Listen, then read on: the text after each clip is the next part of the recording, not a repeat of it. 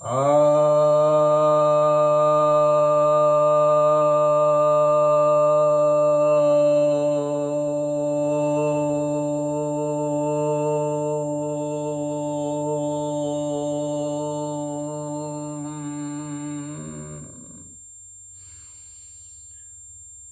भक्तजनों को सप्रेम नमन। भक्तों, आपकी एक जिज्ञासा का समाधान लेकर आया हूँ। एक जिज्ञासा आई है कि नव बौद्ध दावा करते हैं कि भारत बौद्धों के कारण विश्व गुरु था। क्या यह सही है?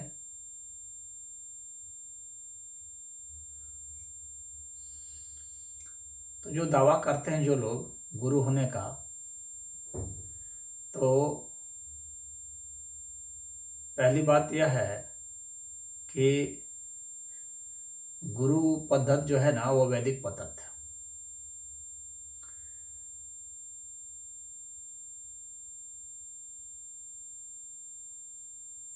भगवान बुद्ध तो खुद ही कहे थे कि मेरा तो कोई गुरु ही नहीं है।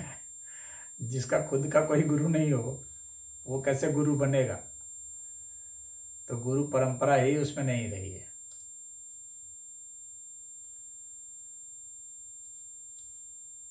जो आदर्श व्यक्ति हैं उनके खुद के ही कोई गुरु नहीं रहे तो गुरु परंपराएं छिन्न भिन्न हो गई। दूसरी बात, यदि कोई कहता है कि गुरु है तो उसका ज्ञान भी तो ऐसा होना चाहिए। ऐसा कौन सा ज्ञान है जिसके कारण कि वे थे और वो ज्ञान आज कहाँ चला गया, जिसके कारण कि वे आज नहीं है? यह भी तो प्रश्न उठेगा।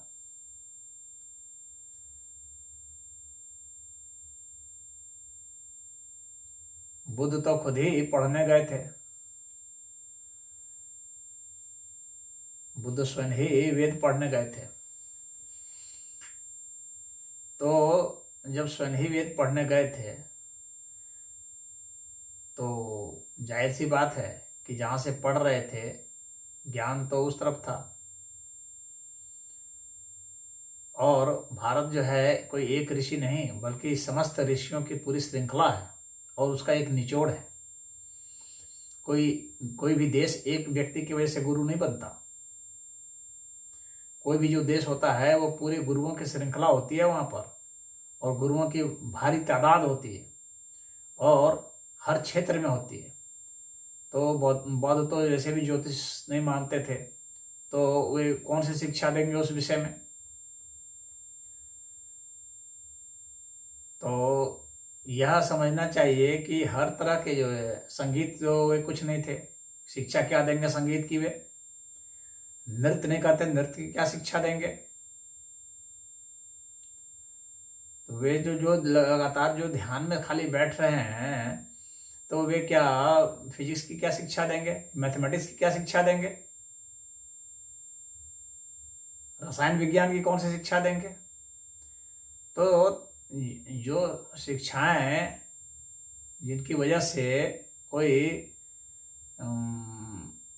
विश्व गुरु होने का दावा कर सकता है तो उसको हर तरह की शिक्षा आनी चाहिए ना, तभी तो विश्व गुरु होंगे। जितने तरह के क्षेत्र हैं उन सब में होना चाहिए पारंगत। शिल्प कला में हो, मूर्ति कला में हो, तो हर तरह की जो कलाएं हैं उसमें तो उसके शास्त्र भी तो होने चाहिए। अगर बौद्धों के पास ऐसे शास्त्र हैं तो वे आज क्यों नहीं दिखा सकते, प्रदर्शित करें। अगर उनके शास्त्र रहे हैं तो उसको दिखाएं कि देखिए भाई अमुक अमुक तरह के शास्त्र हमारे यहाँ थे। तो ये सारे शास्त्र तो वैदिकों के सिद्ध होते हैं। तो जाहिर सी बात है वैदिकों की वजह से ही विश्व गुरु हुआ जा सकता है। पहली बात तो यह शिक्षा की बात रही। और जो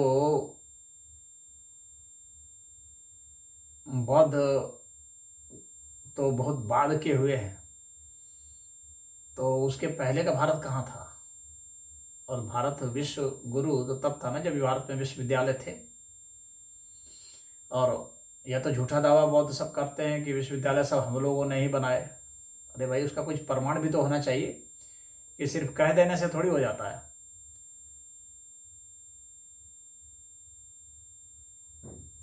जो चंद्रगुप्त मौर्य थे जो सम्राट अशोक के दादाजी थे वे तो खुद ही तक्षशिला में पढ़े थे, और बौद्धों के प्रमाण तो जो है ये अशोक के बाद ही आने शुरू होते हैं।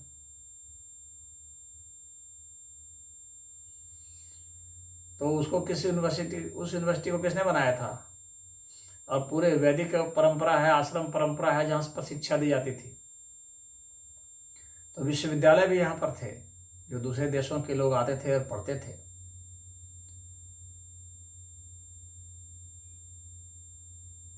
और जो दूसरी यूनिवर्सिटी थी जिसके विषय में मान लीजिए कि नालंदा यूनिवर्सिटी को ये जब जो है यह कहते हैं कि नालंदा यूनिवर्सिटी जो है कि बौद्धों की यूनिवर्सिटी थी। नालंदा यूनिवर्सिटी बौद्धों की यूनिवर्सिटी नहीं थी। यह सही है कि वहाँ बौद्ध ग्रंथ भी थे, वहाँ पर श्रवण भी रहते थे, लेकिन उससे कोई वो बौद्ध यूनिवर्सिटी थोड़ी ना हो जाएगी। नहीं, उनको वो बौद्धों ने ही बनाया था। उसका कोई प्रमाण भी तो होना चाहिए कि किसने बनाया। वहां पर फाहियान आया, ह्वेनसांग आया, इत्सिंग आया, ये तीनों ही आए तो वे तो नालंदा गए थे। और इत्सिंग तो खुद ही अपने यात्रा विवरण में लिखता है कि वहां हमने संस्कृत के ग्रंथ पढ़े, पाणिनि ग्रंथ पढ़े, वहां पर वेद थे। तो अगर सिर्फ बौद्धों का ही रहता तो वहां तो खाली पाली पाली भरा होता, तो ऐसा तो था नहीं। वहां पर पतंजलि के भी योग सूत्र, महाभाष्य वगैरह सारे थे। ये तो खुद ही इत्सिंग भी लिखता है। तो जितने भी यात्री आए वहां से तो संस्कृत ग्रंथों को ले जाने का उनका विवरण मिलता है। वहां पर जब उसको नालंदा यूनिवर्सिटी को जलाया गया तो तवाकते नासिरी जो है उसमें तो स्पष्ट ही बताया गया है कि उन पुस्तकों में वहां पर क्या था, उसको पढ़ाने के लिए वे जो है वो ब्राह्मण विद्वानों को खोज रहे थे। तो जाहिर सी बात है कि वहां पर तो ग्रंथ वैसे थे, वहां ब्राह्मण थे, वहां मारे गए थे सब ब्राह्मण, सबसे ज्यादा वहां मारे गए थे। कुछ बौद्ध भी थे, इसमें कोई यह नहीं है कि वहां बौद्ध नहीं थे, यह नहीं कहना चाह रहा। कोई भी विश्वविद्यालय होता है वहां तो हर तरह की पढ़ाई होगी। वहां जैनियों के भी ग्रंथ पढ़ाए जाते होंगे, रखे होंगे, बौद्धों के भी रखे होंगे, आजीविकों के भी रखे होंगे, निर्ग्रंथों के सबके रखे होंगे। अलग अलग भिन्न भिन्न पंथ के जो भारत में जिन लोगों ने रचना की है वो सब होते हैं। विश्वविद्यालय तो उसी को कहा जाता है। लेकिन यह कहना कि वहां पर उसी ने ये किया, वो बनाया, तो ऐसा भी कहीं कोई प्रमाण नहीं मिलता है। वे एक भी ऐसा प्रमाण नहीं ला पाए हैं कि ये कहा जाए कि उसी ने बनवाया।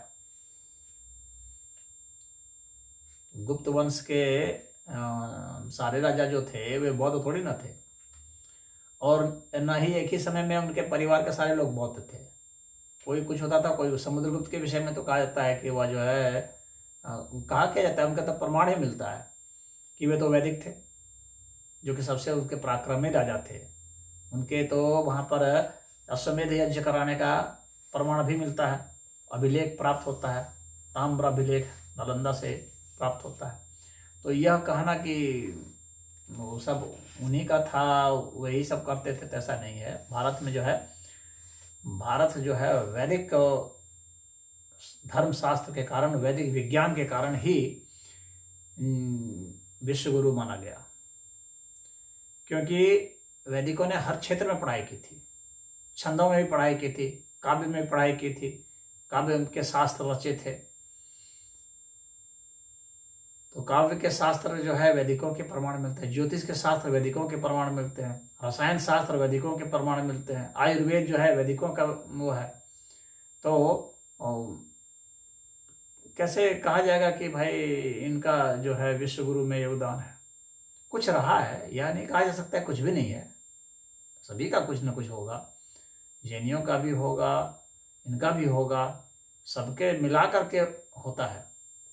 लेकिन उसमें अगर अधिकतम योगदान है तो वो वैदिकों का है, क्योंकि उन्होंने हर क्षेत्र में, कोई ऐसा क्षेत्र ही बाकी नहीं है जिसमें कि उन लोगों ने योगदान नहीं दिया। तो जिन्होंने हर क्षेत्र में योगदान दिया, चाहे फिलॉसफी हो, दर्शन शास्त्र हो, उसमें भी ऊंचा दर्शन शास्त्र है। वैदिकों को कोई हरा नहीं पाया,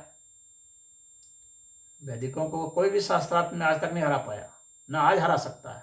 अगर उनके ज्ञान इतने थे तो आज ही शास्त्रार्थ करके वे जीत करके दिखाएं। पीछे क्या हुआ छोड़ दें। अगर इतने बड़े गुरु हैं या थे तो आज ही वे शास्त्रार्थ करके जीत करके दिखा दें, क्या अर्ज है। लेकिन नहीं जीत सकते, क्योंकि ये उनके सिद्धांत में दोष ही दोष है। कुछ गुण भी है लेकिन दोष ही दोष है अधिकतर, और जब शास्त्रार्थ होते हैं तो दोषों पर ही ज्यादा आक्रमण होता है।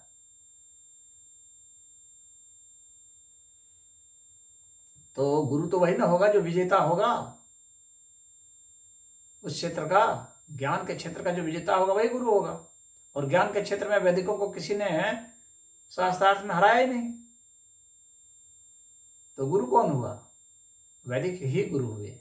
इसीलिए यह कहना कि बौद्धों ने ही विश्व गुरु बनाया था, ये सब एकांगी झूठी बातें हैं। उनका भी अपना योगदान रहा है, कुछ प्रतिशत में रहा है, कुछ प्रतिशत जैनियों का भी रहा है, लेकिन अधिकतम प्रतिशत जो है वैदिकों का ही है। गणित का क्षेत्र हो तो उसमें भी उनका योगदान है, अधिकतम योगदान उनका है। तो जिनका योगदान अधिक होता है उसी को तो गुरु माना जाएगा। तो मैं समझता हूं कि आपको उत्तर मिल गया होगा।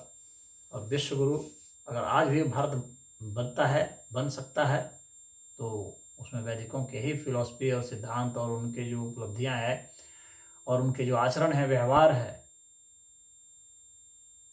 उसके कारण होगा। जो उनकी योग साधनाएं हैं, तो वैदिकों के पास सब था। योग साधना थी, ध्यान साधना थी, मंत्र साधना, यंत्र साधना, हर तरह की साधना थी, कोई साधना बाकी नहीं थी। इसलिए इतने इतने प्रकार के योग हुए।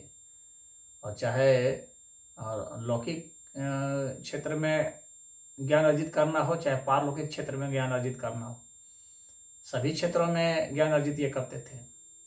और बौद्ध मतावलंबी तो बस जंगल में जा करके अपना योग ध्यान साधना ये सब करते रहे, लेकिन बाकी क्षेत्रों को तो नज़रअंदाज कर दिया था। चाहे पाक कला का अगर देखना हो तो वैदिकों के ही शास्त्र मिलते हैं, चाहे नृत्य हो, संगीत हो, हर क्षेत्र में इन्हीं का मिलता है। चाहे हथियार बनाने का हो तो इन्हीं का मिलता है, वेपनरी इन्हीं का मिलती है, पॉटरी है चाहे और जो है तो उनका ही मिलता है शुरू से। तो इसलिए यह कहना कि इनका था, ये सही नहीं। हाँ, इनका भी योगदान था, इसको स्वीकार किया जाना चाहिए, लेकिन इनके योगदान से कहीं भी बहुत ही ज़्यादा बढ़ चढ़ करके वैदिकों का योगदान रहा है। ये सच्चाई है और इसको स्वीकार करना चाहिए, क्योंकि इसके प्रमाण भी उपलब्ध है। और उनके प्रमाण उपलब्ध हैं तो वे भी दिखलाएं कि सबसे पहले में किसका किसका था।